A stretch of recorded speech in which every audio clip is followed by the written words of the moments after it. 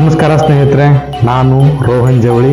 ಎಲ್ಲರಿಗೂ ವೇದಶಾಲಾಗೆ ಸ್ವಾಗತವನ್ನು ಕೋರ್ತಾ ಇವತ್ತಿನ ಸಂಚಿಕೆಯಲ್ಲಿ ಸತತವಾಗಿ 200 ವರ್ಷಗಳ ಕಾಲ ಆಳ್ವಿಕೆ ಮಾಡಿದಂತಹ ಬ್ರಿಟಿಷರು ಭಾರತದ ಸಂಸ್ಕೃತಿ ಮತ್ತು ಸಂಪತ್ತನ್ನು ಹೇಗೆಲ್ಲ ಲೂಟಿ ಮಾಡಿದರು ಮತ್ತು ಸಂಸ್ಕೃತಿ ಸಂಪತ್ತನ್ನು ತುಂಬಿಕೊಂಡಂತಹ ಸಿಂಧೂ ನಾಗರಿಕತೆಯ ನಾಡನ್ನ ಹಿಂದುಳಿದ ರಾಷ್ಟ್ರವನ್ನಾಗಿ ಮಾಡಿದ ಇತಿಹಾಸವನ್ನ ನೋಡ್ತಾ ಹೋಗೋಣ ಸ್ನೇಹಿತರೆ.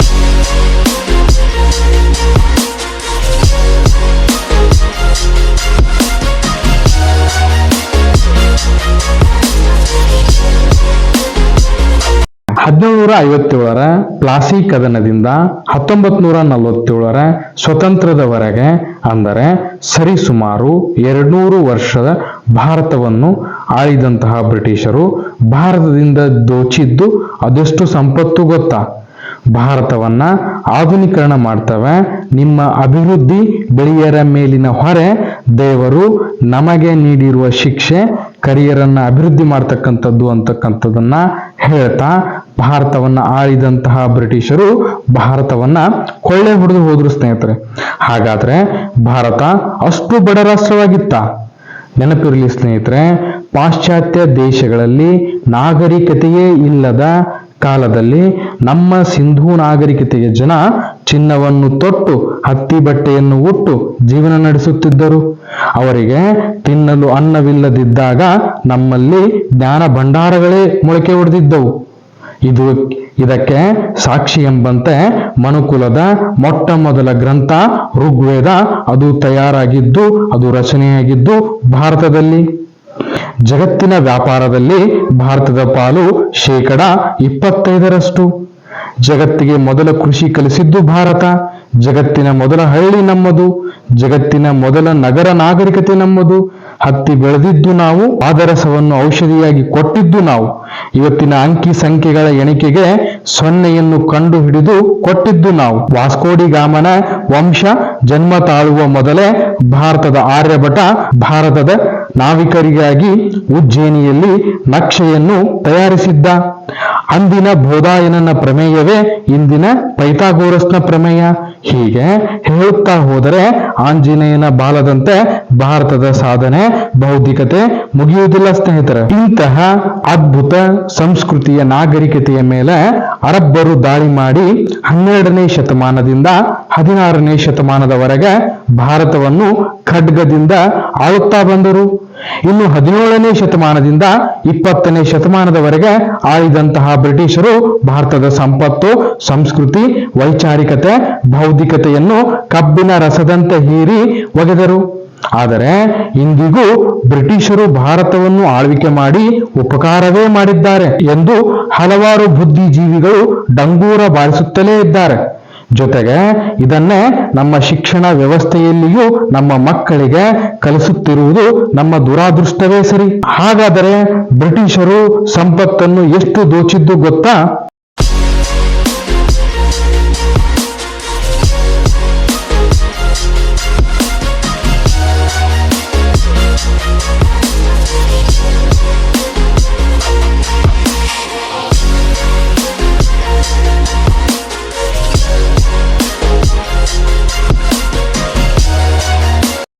ಇತ್ತೀಚಿನ ಸ್ವಿಟ್ಜರ್ಲ್ಯಾಂಡಿನ ದಾವೋಸ್ನಲ್ಲಿ ನಡೆದಂತಹ ವರ್ಲ್ಡ್ ಎಕನಾಮಿಕ್ ಫೋರಂನ ಸಭೆಯಲ್ಲಿ ಆಕ್ಸ್ಫಾಮ್ ಎಂಬ ಸಂಸ್ಥೆಯ ವರದಿಯ ಪ್ರಕಾರ ಬ್ರಿಟಿಷರು ಭಾರತದಿಂದ ದೋಚಿದ್ದು ಬರೋಬ್ಬರಿ 5,000 ಲಕ್ಷ ಕೋಟಿ ರೂಪಾಯಿ ಸ್ನೇಹಿತರೆ. ಇದನ್ನು ಇನ್ನೂ ಅರ್ಥವಾಗುವ ಹಾಗೆ ಹೇಳುವುದಾದರೆ ಪ್ರಸ್ತುತ ಭಾರತದ ಬಜೆಟ್ಟಿನ ಗಾತ್ರ ಸರಿ ಸುಮಾರು 50 ಲಕ್ಷ ಕೋಟಿ ರೂಪಾಯಿ. ಇಷ್ಟೇ ಗಾತ್ರದ ಬಜೆಟ್ಟಿನ ಹಣವನ್ನ ಮಂಡಿಸುತ್ತಾ ಹೋದಲ್ಲಿ ಭಾರತ ಮುಂದಿನ 100 ವರ್ಷದ ಬಜೆಟ್ಟಿನ ಹಣವಾಗುತ್ತೆ ಸ್ನೇಹಿತರೆ. ಹಾಗಾದರೆ ಆಕ್ಸ್ಫಾಮ್ ಸಂಸ್ಥೆ ಹಿನ್ನೆಲೆಯನ್ನ ಮತ್ತು ಇದರ ವರದಿಯಲ್ಲಿ ಏನೆಲ್ಲ ಅಂಶಗಳು ಇದೆ ಅಂತಕ್ಕಂಥದ್ದನ್ನ ನೋಡೋದಾದರೆ, ಆಕ್ಸ್ಫಾಮ್ ಎಂಬ ಸಂಸ್ಥೆ ಬ್ರಿಟನ್ ದೇಶದ್ದು ಅಂದರೆ ಬ್ರಿಟಿಷರದ್ದೇ ಆಗಿದೆ.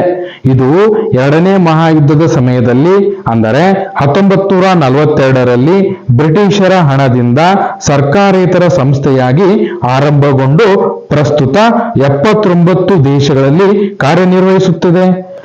ಆಕ್ಸ್ಫ್ಯಾಮ್ ಸಂಸ್ಥೆ ನೀಡಿದಂತೆ ವರದಿಯಲ್ಲಿ ಏನೆಲ್ಲ ಇದೆ ಅಂತಕ್ಕಂಥದ್ದನ್ನ ನೋಡೋದಾದರೆ, ಬ್ರಿಟಿಷರು 1765ರಿಂದ 1900ರ ನಡುವೆ ಅಂದರೆ 135 ವರ್ಷಗಳ ಅವಧಿಯಲ್ಲಿ 64.82 ಟ್ರಿಲಿಯನ್ ಡಾಲರ್ ಹಣವನ್ನ ಭಾರತದಿಂದ ದೋಚಿಕೊಂಡು ಹೋಗಿದ್ದಾರೆ. ಇದನ್ನು ಭಾರತದ ರೂಪಾಯಿ ಲೆಕ್ಕದಲ್ಲಿ ಹೇಳುವುದಾದರೆ 5,609 ಲಕ್ಷ ಕೋಟಿ ರೂಪಾಯಿಯಷ್ಟು. ಅದರಲ್ಲೂ ಈ ಹಣದಲ್ಲಿ 2,925 ಲಕ್ಷ ಕೋಟಿ ರೂಪಾಯಿ ಬ್ರಿಟನ್ನಿನ ಟಾಪ್ 10 ಶ್ರೀಮಂತರ ಬಳಿ ಇದೆ. ವರದಿಯಲ್ಲಿ ಉಲ್ಲೇಖವಾಗಿರುವಂತೆಯೇ ಬ್ರಿಟಿಷರು ಕೊಳ್ಳೆ ಹೊಡೆದ ಹಣವನ್ನ 50 ಪೌಂಡಿನ ಬ್ರಿಟನ್ ನೋಟಿನಲ್ಲಿ ಲಂಡನ್ ನಗರದ ವಿಸ್ತೀರ್ಣವನ್ನ 4 ಸಲ ಸುತ್ತುವರಿಯಬಹುದು. ಅಂದರೆ ನೋಟಿನ ರಾಶಿಯಲ್ಲಿಯೇ ಲಂಡನ್ ನಗರಕ್ಕೆ 4 ಮಡಿಕೆಯ ಹಣದ ಹಾಸಿಗೆಯನ್ನು ತಯಾರಿಸಬಹುದು. ಭಾರತವನ್ನು ಬ್ರಿಟಿಷರು ದೋಚಿದ್ದು ವಿಷಯ ನಮಗೇನು ಹೊಸದಲ್ಲ ಸ್ನೇಹಿತರೆ. ಏಕೆಂದ್ರೆ ಸ್ವತಂತ್ರ ಪೂರ್ವದಲ್ಲಿಯೇ ದಾದಾಬಾಯಿ ನವರೋಜಿಯವರು the poverty and un British rule in India ಅಂತಕ್ಕಂಥ ಪುಸ್ತಕದಲ್ಲಿ ಡ್ರೈನ್ ಥಿಯರಿ, ಸಂಪತ್ತಿನ ಸೋರಿಕೆಯ ಸಿದ್ಧಾಂತದ ಮೂಲಕ ವಿಸ್ತೃತವಾಗಿ ವಿವರಿಸಿದ್ದಾರೆ. ಇನ್ನು ಮುಂದುವರೆದು ಭಾರತದ ಕಾಮಧೇನು ಬ್ರಿಟನ್ನಿಗೆ ವರದಾನವಾಯಿತು ಅಂತಕ್ಕಂಥ ಹೇಳಿಕೆಯನ್ನು ನೀಡಿದ್ದಾರೆ. ಜೊತೆಗೆ ಇತ್ತೀಚಿನ ಶಶಿ ತರೂರ್ ಅವರ ಆನ್ ಎರಾ ಆಫ್ ಡಾರ್ಕ್ನೆಸ್ ಪುಸ್ತಕ ಕೂಡ ಇದರ ಬಗ್ಗೆ ಬೆಳಕು ಚೆಲ್ಲುತ್ತದೆ. ಇದಾಗಿತ್ತು ಸ್ನೇಹಿತರೆ ಬ್ರಿಟಿಷರು ಭಾರತಕ್ಕೆ ಮಾಡಿದ ಮೋಸದ ಕುರಿತು ತಿಳಿಸಿಕೊಡುವ ಸಣ್ಣ ಪ್ರಯತ್ನ. ನೀವಿನ್ನೂ ನಮ್ಮ ವೇದಶಾಲೆಗೆ ಸಬ್ಸ್ಕ್ರೈಬ್ ಮಾಡಿಲ್ಲ ಅಂದರೆ ದಯಮಾಡಿ ಸಬ್ಸ್ಕ್ರೈಬ್ ಮಾಡಿ, ಬೆಲ್ ಬಟನ್ ಒತ್ತುವ ಮೂಲಕ ನೋಟಿಫಿಕೇಶನ್ ಪಡೆಯಿರಿ. ಧನ್ಯವಾದಗಳು.